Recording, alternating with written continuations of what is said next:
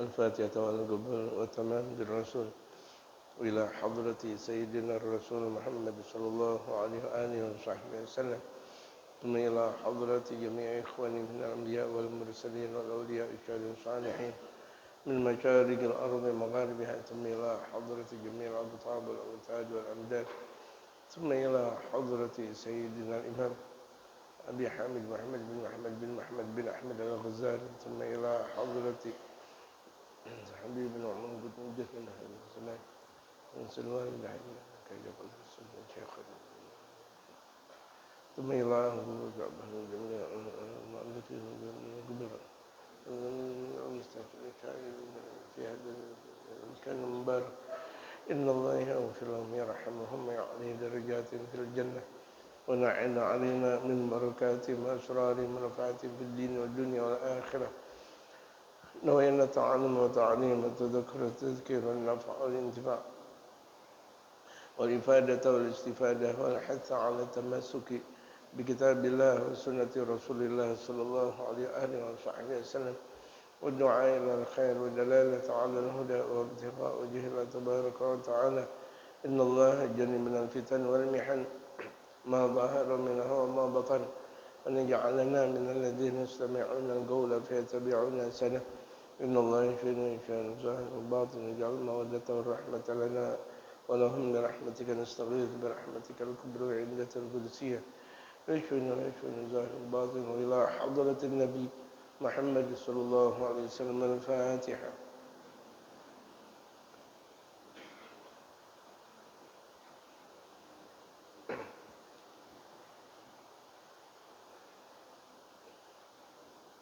Kita baca surat Al-Fatihah. Yang kedua untuk Ustaz Abdul Aziz yang dalam keadaan sakit. Tapi walau beliau sakit, hadir juga di ruang depan samping imam di sini dalam. Mudah-mudahan Allah sembuhkan penyakitnya, sehat sedia kala, panjang umur dan dimudahkan dalam beribadahnya kepada Allah Subhanahu wa taala. Al-Fatihah.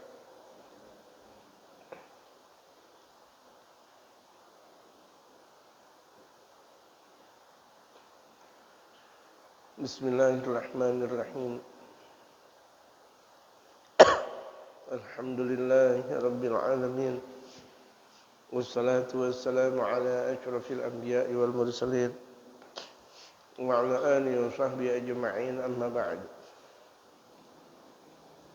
وقد قال المؤلف رحمه الله تعالى وأدام النفع به وبعلومه في الدارين آمين قال حكي أن إبليس جاء إلى موسى عليه الصلاة والسلام فقال له أنت الذي اصطفاك الله برسالته وكلمك تكليما فقال له موسى نعم فما الذي تريد يا هذا ومن أنت فقال إبليس يا موسى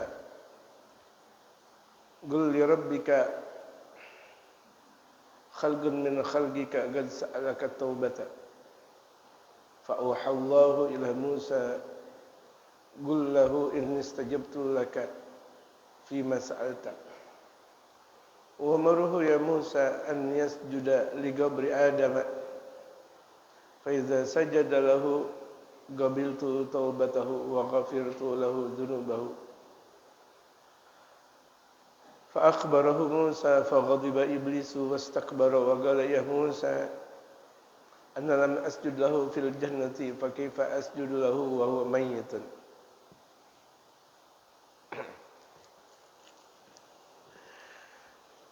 Ini diceritakan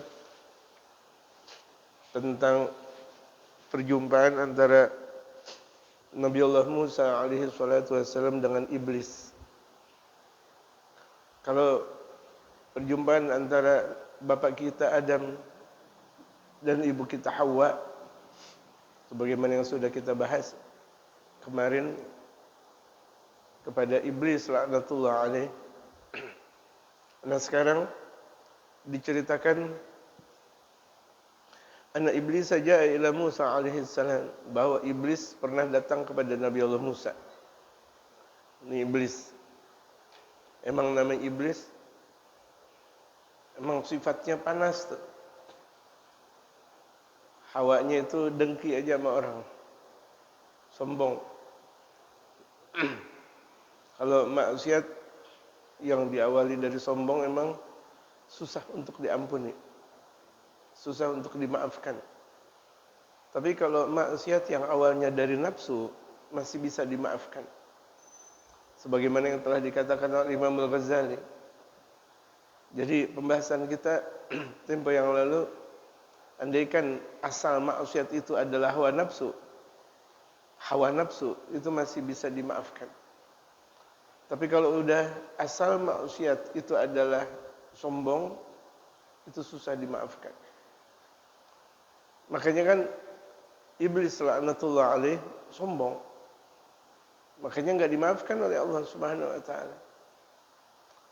Tapi dalam cerita bapa kita Adam dan ibu kita Hawa, walaupun bentuknya dosa, tapi kan tidak dosa. Dikatakan oleh Imam Al-Ghazali, bentuknya dosa. Hawa nafsu. Itu. Hakikatnya tidak dosa. Karena memang kita sebagai muslimin Ahlus Sunnah wal Jamaah mengakui benar bahwa mereka para nabi dan rasul tidak mempunyai dosa. Bagaimana mungkin nabi dan rasul mempunyai dosa sementara nabi dan rasul sumber syariat? Jadi kalau misalnya ada yang mengatakan nabi dan rasul dosa, berarti syariat salah. Sementara syariat yang membangun adalah Allah dan Rasulullah. Dan mereka para nabi dan rasul. Ketika iblis datang kepada Nabi Allah Musa, kemudian iblis berkata, "Antal ladzi istafaka Allahu bi risalatihi wa kallamaka taklima?" Engkau yang sudah dipilih oleh Allah ya untuk menjabat rasulnya, dan Allah lah yang berkata-kata kepada engkau. Betulkah? Kemudian faqala lahu Musa, Nabi Allah Musa menjawab, "Na'am, ya, betul." "Faman ladzi turidu ya hadza?" Apa yang engkau ingini, wahai fulan? Ya hadza itu fulan. "Faman ladzi turidu ya hadza?" Apa yang engkau ingini, wahai fulan? "Wa man anta?" Sebenarnya siapa sih engkau? Itu. Faqala iblis. Iblis langsung menjawab, "Saya iblis." Tadinya Nabi Allah Musa tidak tahu bahwa ini adalah iblis. "Ya Musa." Akhirnya tuh iblis ngomong sama Nabi Allah Musa, "Ya Musa, qul li rabbika," katakan kepada Tuhan engkau. Padahal si iblis untuk ngomong sama Allah bisa enggak? Bisa. Tapi karena memang dosanya susah, kebanyakan Allah enggak peduli sama iblis. Sang pendosa, sang pendusta ini iblis. Jadi dia juga tahu diri bahwa dosanya banyak. Enggak nyampe kepada Allah Subhanahu wa taala. Mau ngomong juga enggak dipeduli sama Allah Subhanahu wa taala. Begitulah orang yang ahli dosa. Orang yang ahli dosa susah untuk nyambung kepada Allah. Ya, orang yang ahli dosa susah nyambung kepada Allah Subhanahu wa taala. Mau diajak kebaikan susah. Namanya ahli dosa. Mau diajak kebaikan susah. Mau diajak bersatu susah. Maunya apa? Maksiat terus, bercerai-berai terus, gitu. Itu diantara sifat iblis laknatullah alaih.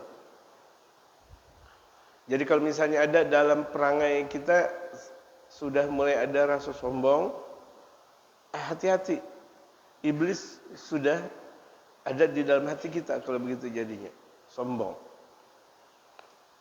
Hakikat sombong kan dia tidak menyembah Allah. Hakikat yang paling utama sombong, dia tidak mau menyembah Allah. Dia enggak mau berdoa kepada Allah dengan banyaknya. Enggak mau berdoa kepada Allah, enggak mau mengingat Allah dengan banyak. Enggak mau.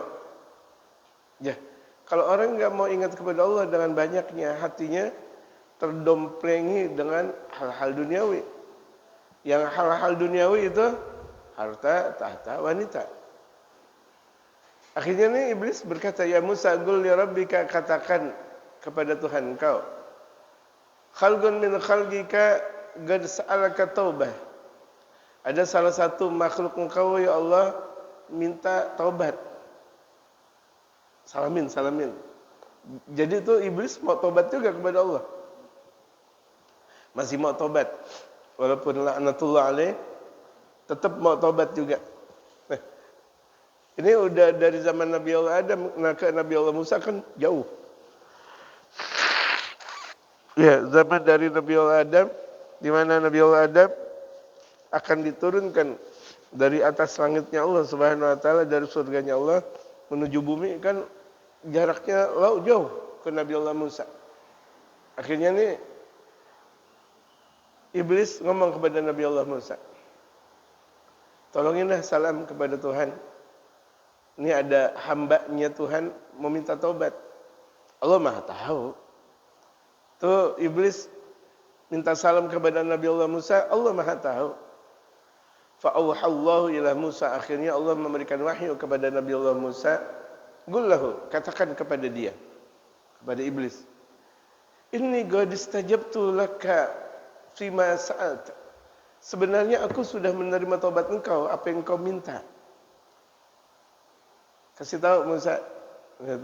Kan kadang kalau kita lagi benci sama orang, kasih tahu tuh dia. Kayak gitu. Enggak mau ngomong secara langsung. Paham enggak? Salamin. Padahal bisa jadi benci-benci tapi mau benci-benci rindu. Jadi salamin lagi. Orang kalau lagi benci malas ngomong. Ada wasilahnya gitu. Ada perantaranya. Kasih tahu Musa, sebenarnya aku sudah menerima taubat dia. Kalau dia minta aja, udah aku terima. Wa murhu ya Musa, katakan, perintahkan kepada dia, pada iblis, an yasjuda li qabri Adam. Kalau dia mau taubat, mau aku ampuni, dia sujud di kubur Nabi Adam. Di kubur Nabi Adam. Dulu Nabi Adamnya masih hidup, dia nggak mau. Kali-kali aja Nabi Adam udah meninggal dunia, dia mau sujud juga sama Nabi Adam. Katakan Musa, kalau mau benar-benar tuh iblis mau diterima taubatnya sama Allah, suruh sujud di kuburan Nabi Adam. Fa idza sajada lahu,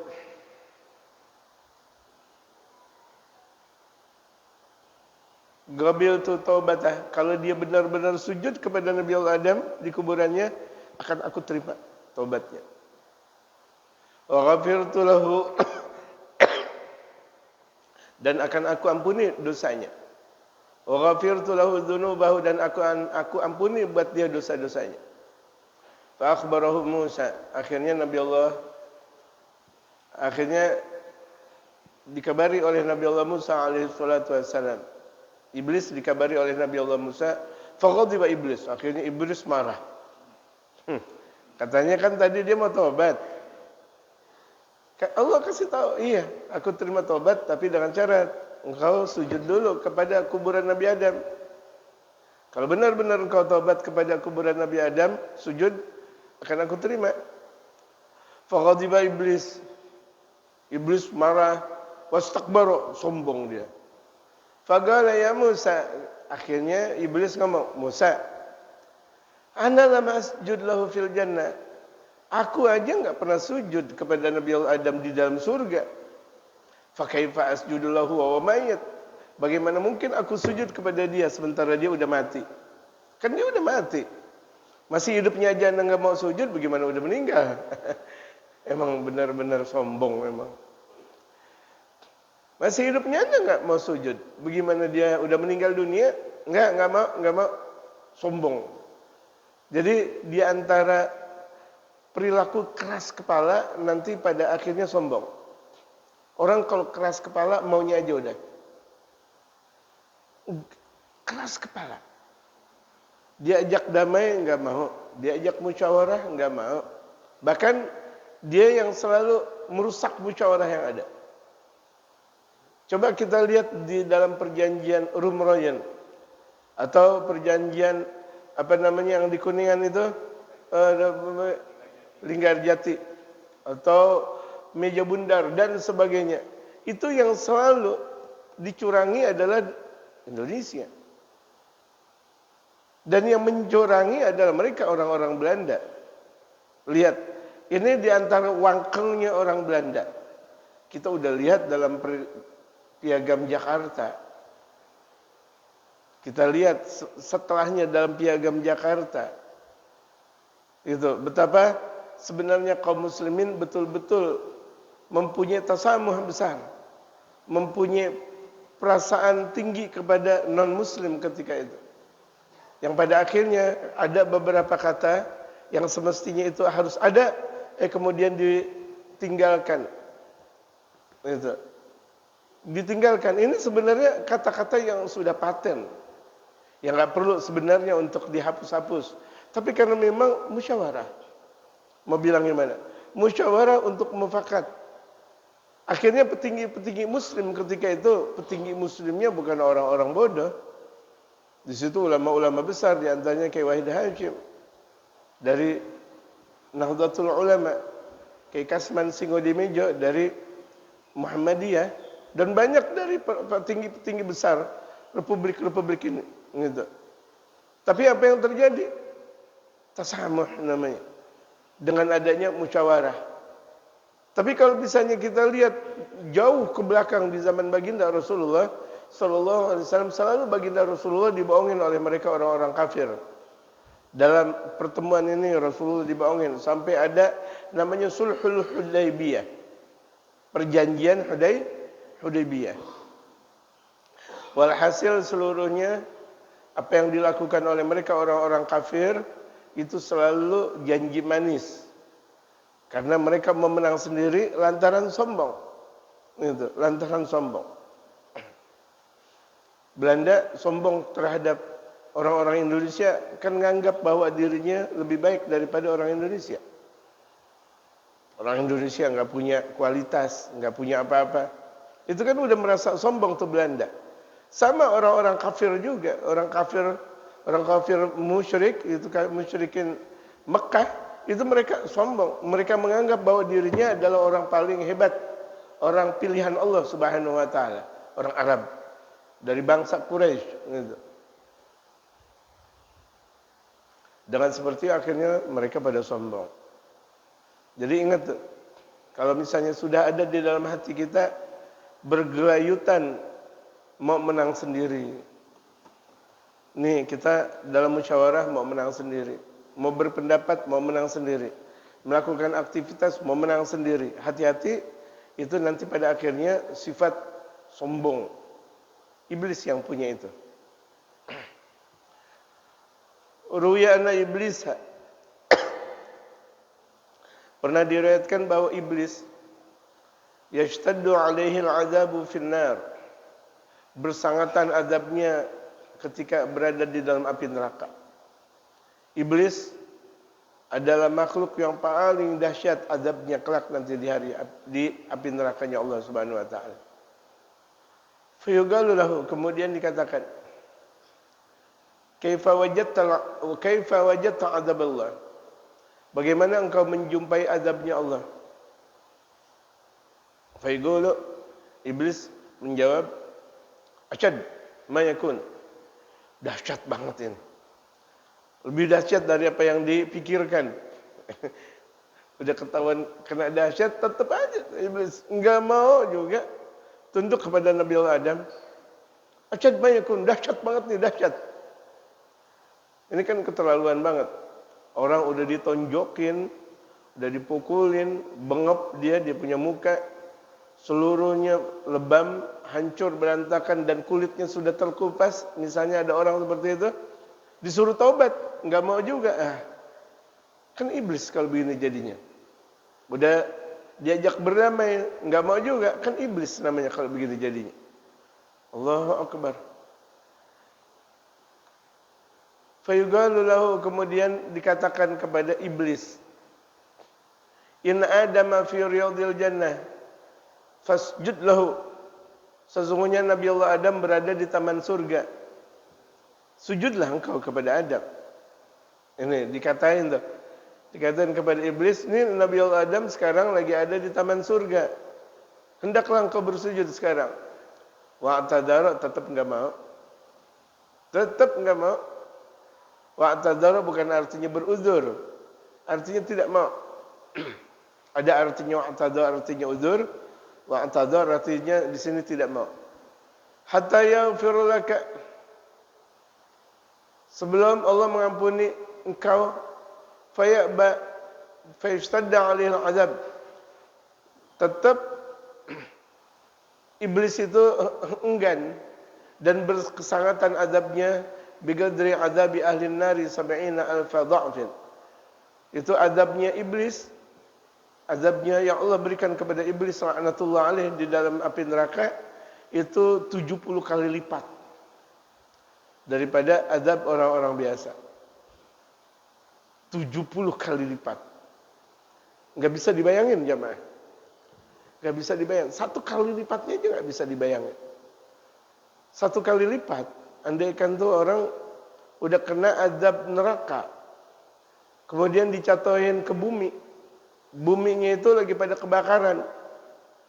Satu provinsi kebakaran misalnya, satu provinsi kebakaran. Andaikan tuh dia jatuh di tempat kebakaran, dia ngadem di situ. Ngadem di tempat kebakaran. Kenapa? Saking nggak ada apa-apanya api yang ada di alam dunia. Api alam dunia ini aja nggak ada apa-apanya dibanding 1 kali lipat api neraka. Bahkan dikatakan 70.000 kali lipat. Ini api dunia dikumpulin dari timur, barat, utara, selatan. Naudzubillah min dzalik, andaikan dunia itu terbakar. Dunia terbakar. Itu apinya tidak sebanding dengan api neraka 70.000 kali lipat. Makanya tadi dikatakan penduduk api neraka andaikan disuruh mampir ke dunia, dia bisa tidur di atas api neraka dunia, di atas api dunia. Saking ringannya api dunia. Ya Allah. Ini kita nggak bisa bayangkan jamaah sekalian.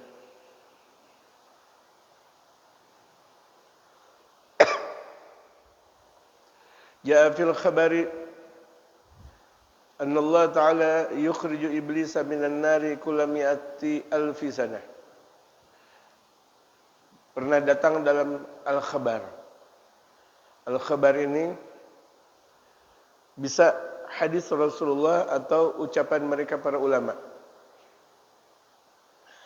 Anna Allah Ta'ala yukhriju iblisa, bahwa Allah mengeluarkan iblis minan nari, dari api neraka, kulla mi'ati alfi sana, setiap 100.000 tahun sekali.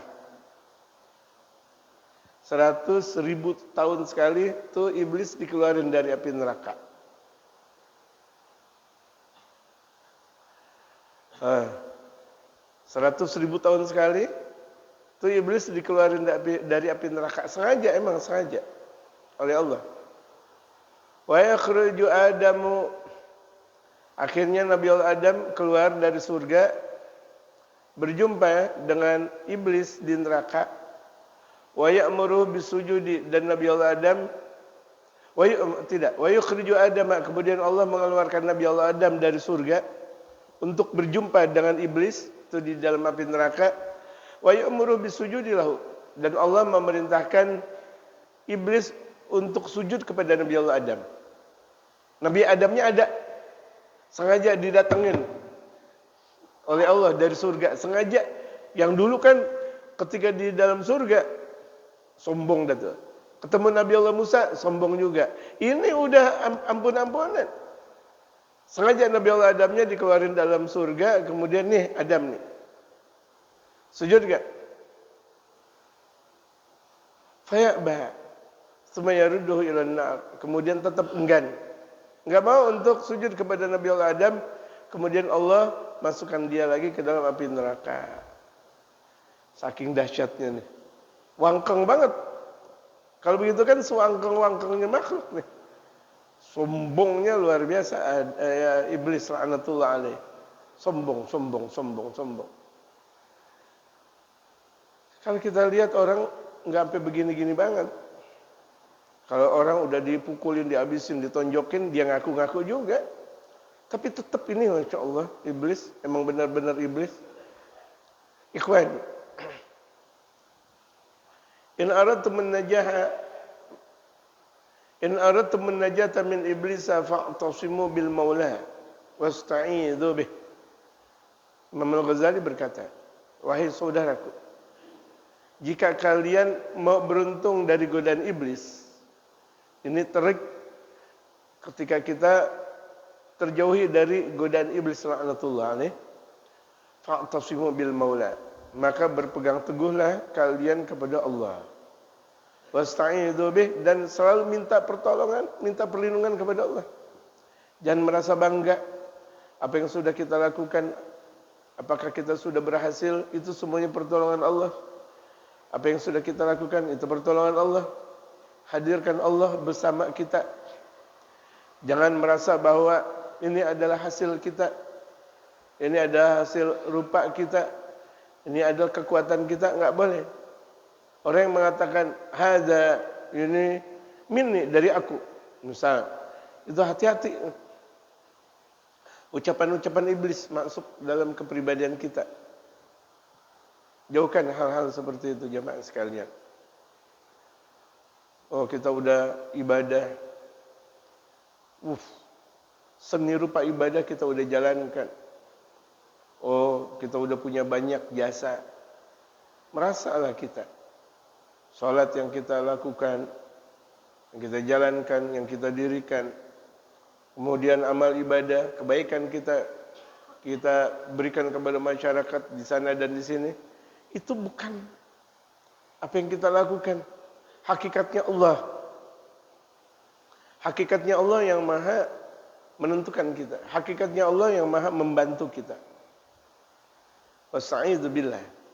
Kan dalam Al-Quran, wasta'inu billah. Mintalah kalian pertolongan kepada Allah. Wasta'inu bis-sabri was-shalah. Minta tolonglah kalian kepada Allah bis-sabri was-shalah, dalam keadaan sabar dan dalam keadaan selalu mendirikan salat. Idza kana yaumal qiyamati yud'u kursi minan nar. Ini Allah berfirman, ketika nanti di hari kiamat kursiku diletakkan di dalam api neraka. Ada di dalam api neraka ada kursinya Allah. Fa yaq'udu alaihi iblis, alaihi la'natu. Akhirnya iblis menduduki kursinya Allah. Tuh, yang dudukin enggak ada yang mau kecuali iblis. Emang sombong dia. Kursi keagungan Allah diduduki nama iblis. Fatajtami'u asyayatin wal kuffaru indah. Akhirnya setan-setan dan orang-orang kafir berkumpul di sisi iblis.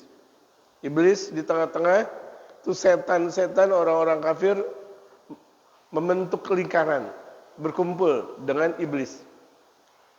Walahu sautun ka sautul himar. Walahu sautun ka sautil himari. Iblis mempunyai suara seperti suara keledai. Jamaah pernah dengar suara keledai? Suara keledai itu persis dengan suara manusia kalau dia lagi teriak. Ya, persis seperti suara manusia. Tapi karena saya nggak bisa menyerupainya, persis suara manusia. Seperti suara manusia lagi kayak disembelih gitu. Andaikan manusia disembelih, kayak begitu tuh suara keledai. Sering terdengar kalau masih di Timur Tengah sana, waktu masih di Tarim, itu pagi-pagi sering terdengar suara keledai kayak gitu.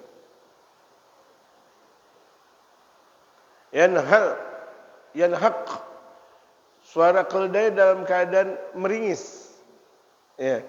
Suara keledai dalam keadaan meringis. Wa yaqulu, kemudian berkata, ya ahlan nar. Kemudian iblis berkata, ya ahlan nar, wahai penduduk neraka. Padahal ini iblis. Kaifa wajadtumul yawm?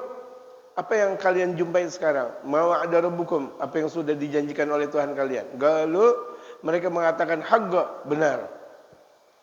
Artinya orang yang menyembah Allah, surga tempatnya. Orang yang tidak menyembah Allah, neraka tempatnya. Tetap mereka mengatakan benar. Tetap mereka mengatakan benar. Tapi tetap lagi-lagi, apa yang sudah mereka katakan benar, jauh api daripada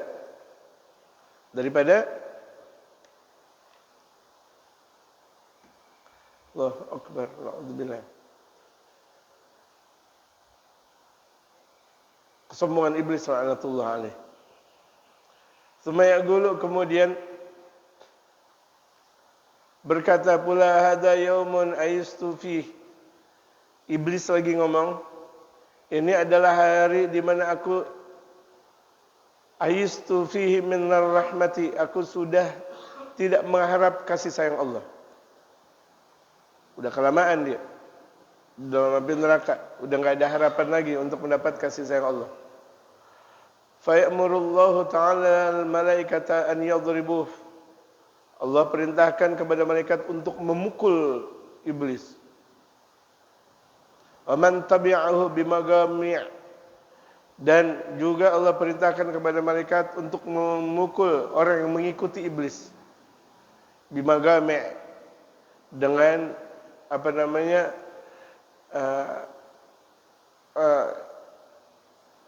untuk ke apa namanya, palu dengan palu, ya, dada, namanya dada, itu dia dada. Bimagami' min nar, dari dada yang terbuat dari api neraka. Fayahuna fiha arba'ina sanatan, akhirnya mereka terlempar ke bawah api neraka selama 40 tahun. 40 musim. Jadi itu dipukul langsung oleh malaikat lewat palunya, tersungkur langsung ke dalam api neraka selama 40 tahun. Baru satu pukulan malaikat. Fala yasma'una al-amra bil khuruji abadal abad. Mereka sudah tidak pernah mendengarkan perintah untuk keluar lagi selama-lamanya. Kalau tadi kan masih ada. Di setiap 100.000 tahun sekali, iblis dikeluarin oleh Allah untuk masuk apa? Untuk keluar dari api neraka. Tapi ingat, masih tetap gak mau menyembah Adam? Gak mau, masukin lagi. 100.000 tahun lagi, gak mau lagi. Akhirnya akhir dah udah. Kalau udah akhir seperti ini, udah. Bahkan tuh iblis mengatakan ini adalah hari di mana aku tidak mengharapkan kasih sayang Allah Subhanahu wa taala.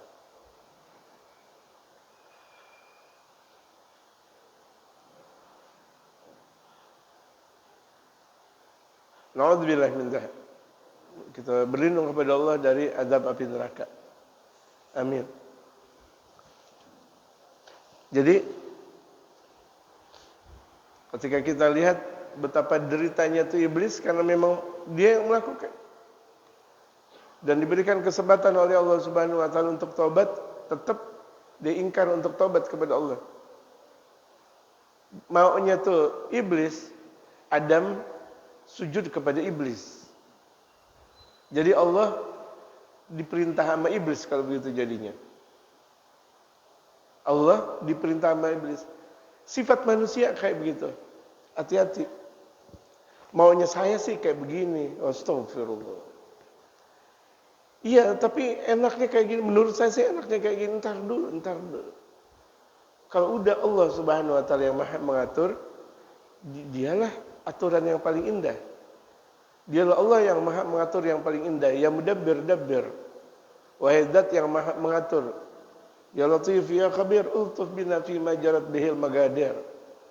Wahai yang Maha lembut, wahai yang Maha memberikan kabar. Ultuf bina fi ma jarat bihil magadir. Lembutkan segala sesuatu yang sudah ditentukan. Lembutkan ya Allah. Jadi kita minta kelembutan Allah Subhanahu wa taala. Jangan kita ngatur Allah. Jangan kita ngatur Allah. Jangan kita ngatur Rasulullah. Jangan kita ngatur mereka kaum salihin. Mereka punya basirah. Ya, mereka para kaum salihin mempunyai basirah tinggi. Pandangan batin yang sangat tinggi. Yang andaikan mau disamakan dengan kita, enggak ada apa-apanya. Ikuti. Gitu. Ikuti. Karena dalam pandangan mereka ada ainul basirah. Dalam pandangan mereka kaum salihin itu ada ainul basirah, pandangan batin. Wa kaifa billahi wa rasulih, bagaimana kalau itu adalah Allah dan Rasulnya? Kalau kita disuruh ikutin pendapat ulama, bagaimana kalau kita mengikuti Allah dan Rasulnya mutlak? Ya ayyuhalladzina amanu athi'ullaha wa athi'ur rasul wa ulil amri minkum.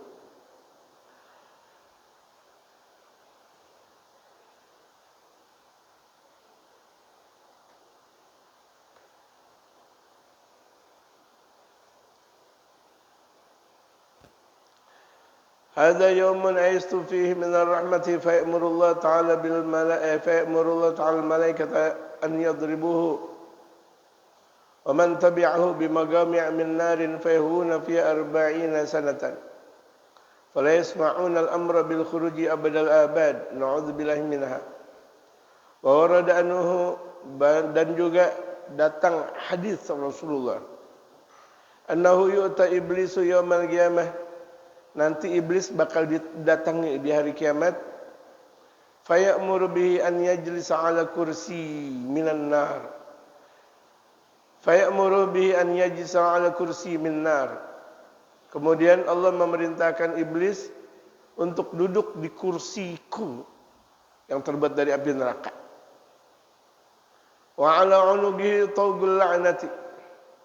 Di atas lehernya itu, di atas lehernya iblis ada jepitan laknat. Di lehernya iblis ada jepitan laknat. Laknat Allah. Gitu. Wa ya'murullah azza wa jalla az-zabaniyata an yajruhu 'ala al-kursi. Allah perintahkan kepada malaikat Zabaniyah untuk menarik dari atas kursi. Jadi itu iblis ditarik sama malaikat Zabaniyah untuk ditarik dari atas kursi. Wa yalgawhu finnar, akhirnya dimasukkan ke dalam api neraka. Fa ta'allaquna bihi, ketika masuk dalam api neraka, jeratan lehernya masih dalam jeratan laknat. Tsumma ya'muru Israfila, kemudian fala yaqdiruna fa yata'allaquna bihi yalgawhu fala yaqdirun.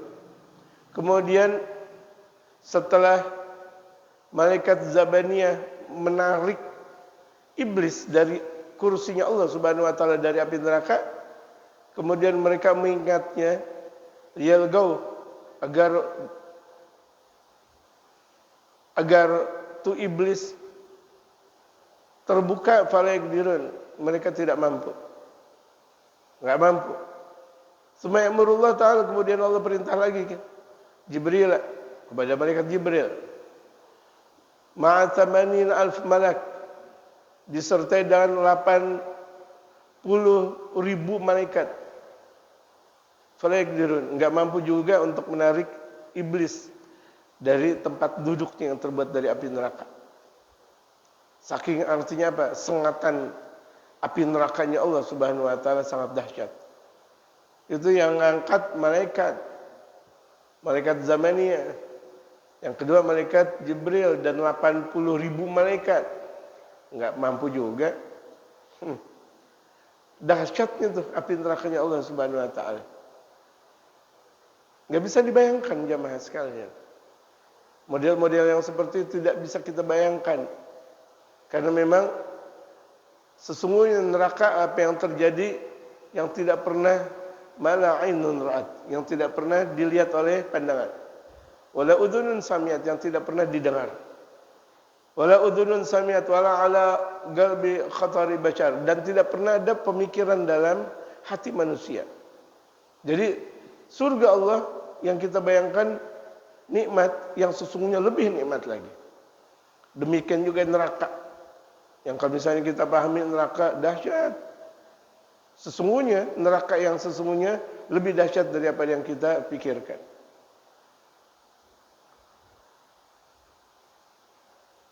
Tsumma ya'muru Israfil tsumma Israil aydan, kemudian Allah memerintahkan malaikat Israfil dan malaikat Israil. Enggak bisa juga untuk narik. Enggak bisa. Saking udah nyetrumnya kursinya Allah Subhanahu wa taala yang terbuat dari api neraka untuk nempel ke iblis laknatullah. Wa ma kulli wahidin minhum 80,000 malak. Padahal di setiap malaikat Israfil dan malaikat Israil ada masing-masing 80.000 malaikat. Enggak bisa juga untuk mengangkatnya. Fala yaqdiruna, mereka semuanya tidak mampu. Saking dahsyatnya azab api nerakanya Allah Subhanahu wa taala yang Allah berikan kepada iblis. Fa yaqulullahu ta'ala lahum, kemudian Allah berfirman kepada mereka, "Law ijtama'a 'alaihi ad'afu ma khalaqtu minal malaikati lama gadaru ala an yanquluhu wa tawgul la'nati 'ala 'unugi." Akhirnya Allah berfirman, andaikan seluruh apa yang aku ciptakan dari malaikat dan bahkan lebih, mereka tidak bakal mampu untuk menarik dan memindahkan iblis dari kursi aku yang terbuat dari api neraka selagi lehernya itu ada kata-kata laknat yang ada dariku. Jadi karena di sini udah tertulis laknatnya Allah, malaikat apapun tidak mampu untuk menariknya. Tetap berada di dalam kursi api nerakanya Allah Subhanahu wa taala. Allahu akbar. Tuh lihat, dengan kata-kata laknat. Tapi laknatnya datang dari Allah Subhanahu wa taala. Yang enggak bisa kita perkirakan ini dan itu. Allah yang maha besar kasih sayangnya, Allah juga yang maha besar azabnya. Wallahu a'lam. Jamaah sekalian, kalau ada pertanyaan dipersilakan.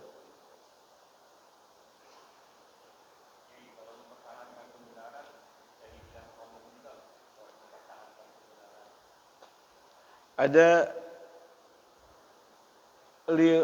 khamsatun, aku mempunyai 5 daruriyah. Dalam syariatul Islam itu ada yang terkenal 5 yang harus dijaga. Yaitu agama yang wajib kita jaga. Yang kedua, kehormatan, harta, kepribadian, keagungan, dan keagungan masuk dalam keluarga. Itu rangka 5 yang wajib kita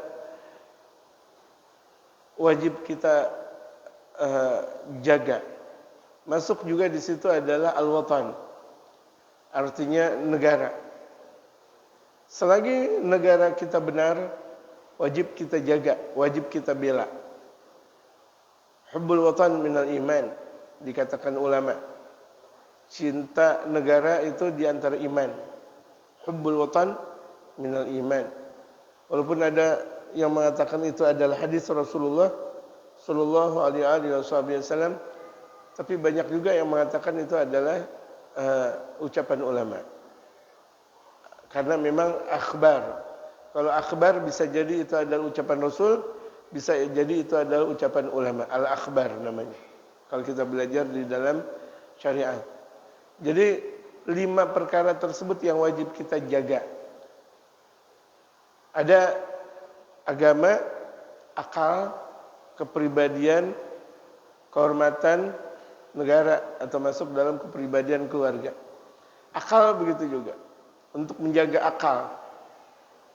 Kita wajib untuk mempertahankan akal kita dari sengatan miras, minum-minuman keras, dari orang-orang yang benci kepada kita dengan misalnya merusak akal dengan berbagai macam penyakit, diantaranya dengan santet misalnya dengan dengan permainan-permainan sihir dan sebagainya. Wajib kita bela diri kita. Diri kita wajib kita bela dari hempasan orang-orang yang tidak menyukai kita. Misalnya kita mau dipukul, wajib kita bela diri. Negara yang telah tadi saya katakan, keluarga begitu juga. Jadi kalau misalnya ada keluarga kita disakiti, wajib kita membelanya. Dan membela itu semuanya andaikan meninggal dunia, maka mati syahid. 5 perkara tersebut yang andaikan kita bela di jalan Allah Subhanahu wa taala, maka mati syahid. Dan syahidnya syahid akhirat. Kalau misalnya dia juga sambil membela agamanya Allah Subhanahu wa taala di medan laga, dia meninggal di medan laga, maka syahidnya dunia dan akhirat. Tapi kalau meninggalnya tidak di dalam medan laga, meninggalnya syahid. Misal ada rumah keluarga dibakar orang, kita menyelamatkan keluarga. Ada di antara kita meninggal dunia, maka meninggalnya dalam keadaan husnul khatimah, mati syahid, tapi syahidnya akhirat. Ya, kita menjaga kehormatan keluarga kita, menjaga kehormatan putri kita, menjaga kehormatan manusia. Misalnya mau dibunuh, kita jaga kehormatannya. Kan kita menjaga kehormatan orang. Kemudian kita pada akhirnya dibunuh, maka kita mati syahid. Karena kita menjaga kehormatan. Gitu. Jadi menjaga 5 itu semuanya daruriyatul khamas. Itu merupakan kewajiban 5 yang wajib kita pertahankan secara zahir dan secara batin.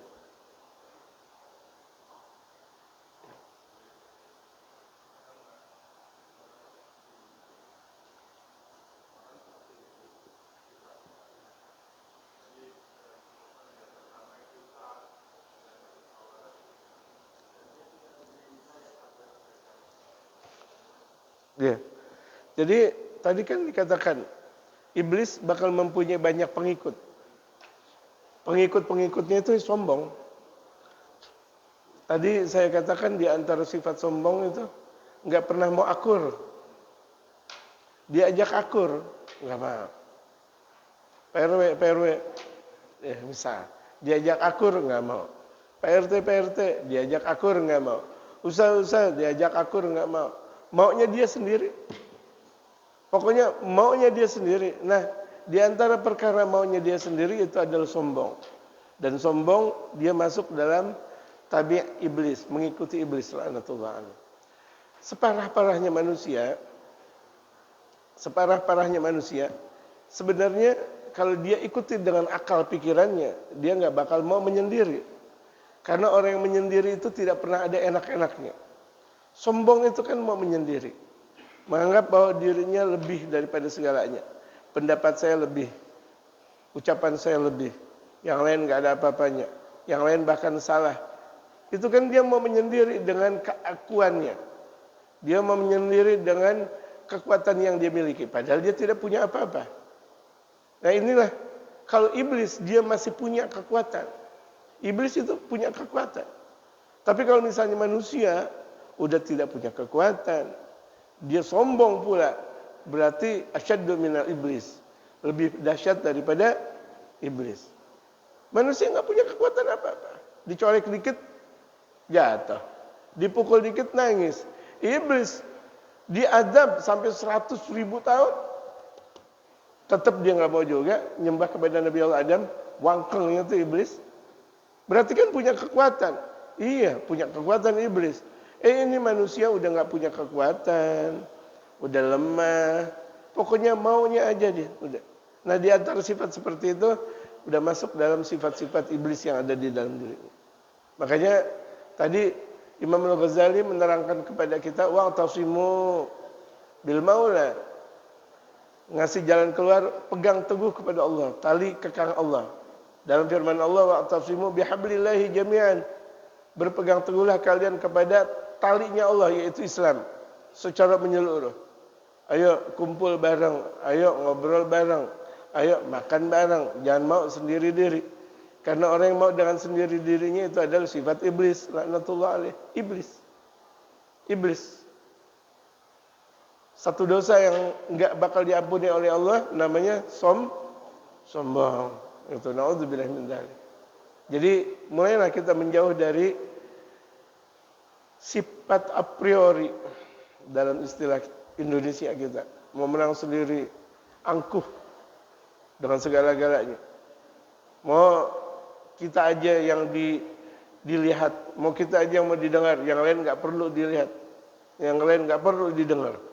Itu kan lebih iblis daripada iblis.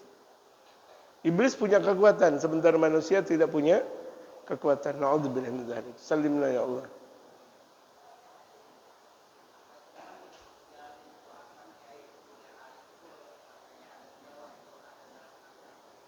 Gimana? Puasa 3 hari full?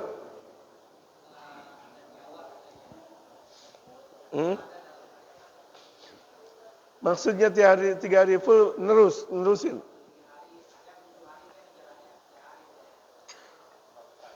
Iya, enggak buka. Iya. Banyak memang untuk punya ilmu brotosono. Ya, ilmu brotosono ada ilmunya kayak gitu. Bahkan ada salah satu ilmu yang ada di Cirebon, katanya sih kamu manunggalin kaula Gusti, tapi sih bukan. Bukan ilmu manunggalin kaula Gusti, itu adat yang mereka dapati, kemudian mendapatkan hal-hal yang sudah mereka rencanakan.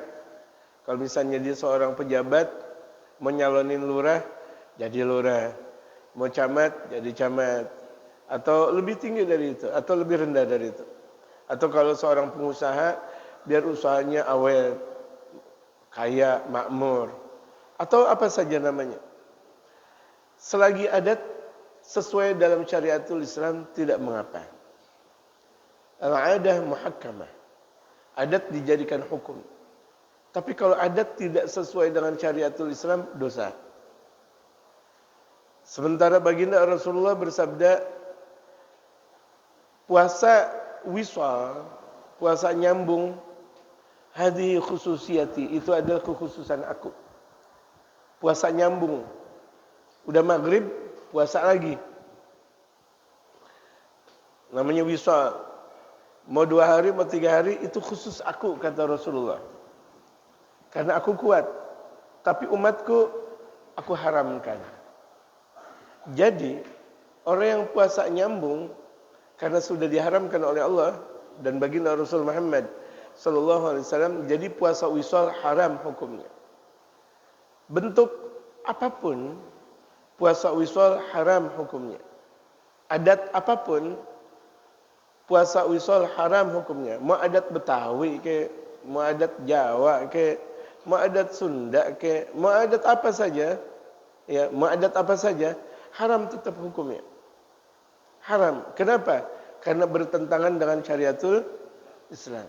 Tadi saya katakan adat apapun yang tidak bertentangan dengan syariatul Islam boleh.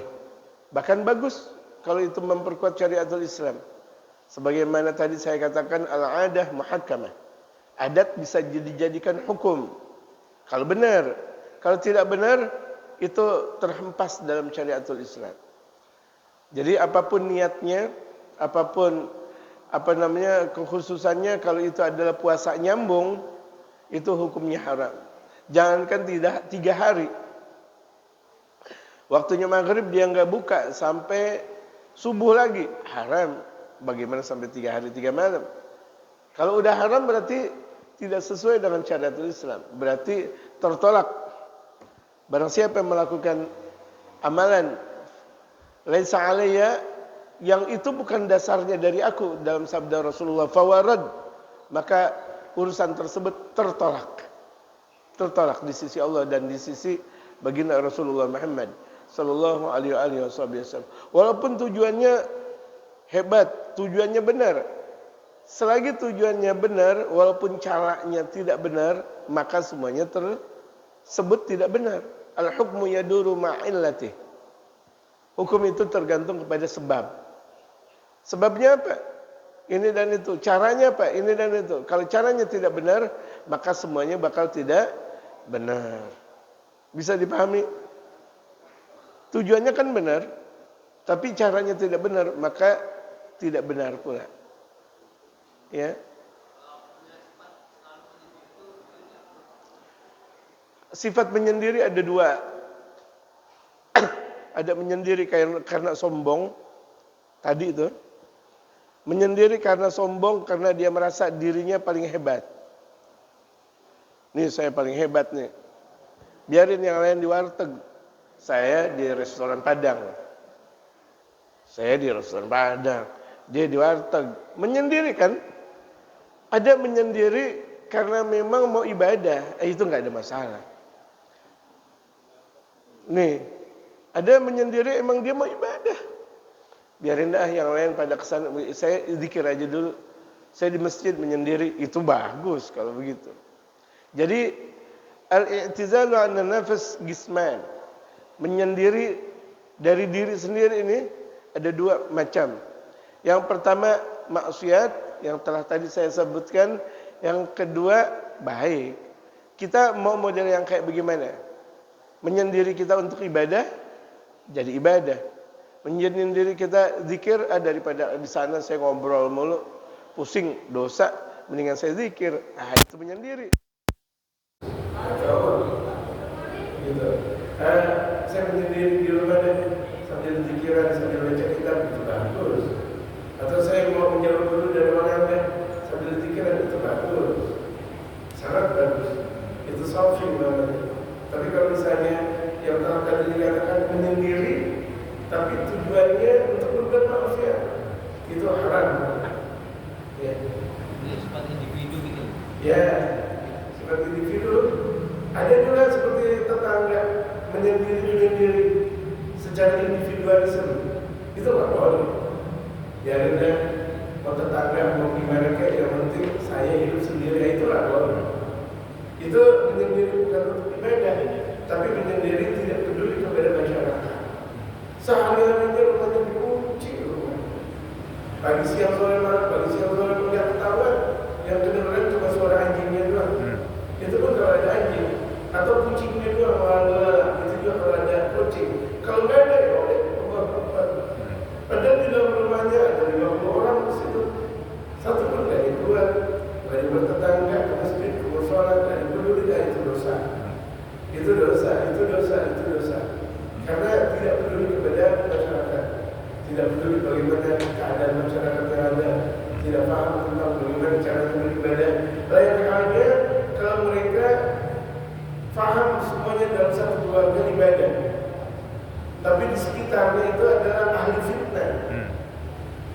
Sebagaimana telah disabdakan oleh baginda Rasulullah. Kalau sudah datang kepada kalian zaman fitnah, hiduplah kalian menyendiri. Sampai kanan kirinya ahli fitnah, depan rumahnya ahli fitnah, belakangnya ahli fitnah. Kalau begitu menyendiri di dalam rumah nggak apa-apa. Tapi kalau misalnya di sini depan masjid, bagaimana mau menyendiri? Datang ke masjid. Belakangnya musola, bagaimana mau menyendiri? Sampai kanan kirinya orang-orang saleh, bagaimana mau menyendiri? Keluar untuk bersosialisasi. Nah, enaknya kita, jalan tengahnya kita tetap menyendiri di waktu-waktu kita menyendiri. Misal jam 2, jam 3 menyendiri kita dini hari zikiran, entah di rumah atau di masjid, menyendiri dari jam 2, jam 3, jam 4, jam 5 kan berkumpulan sampai jam 6:30. Nanti berikutnya kita kerja, bersosialisasi lagi kalau kerja. Kemudian setelah kerja kita dengan anak dan istri. Kemudian sholat asar, maghrib, sosialisasi lagi dalam masyarakat. Malam, tengah malam menyendiri lagi kita dengan